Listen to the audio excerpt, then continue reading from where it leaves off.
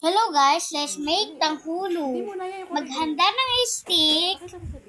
Kunin yung mga paborito yung prutas. Tusok-tusok lang hanggang maubos ang prutas.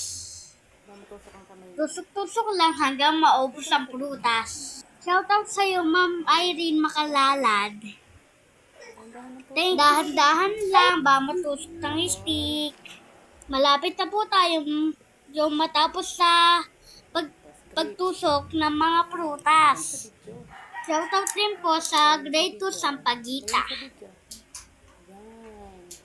Ito na po ang ating nagawa.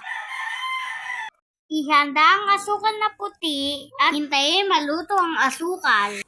Isawsaw ang tinusok na prutas. Isawsaw lang hanggang makover ang prutas. Isawsaw sa malamig na tubig na may yelo upang tumigas ang nilutong asukal. Paulit-ulit lang hanggang matapos. Ito na ang resulta ng aking niluto.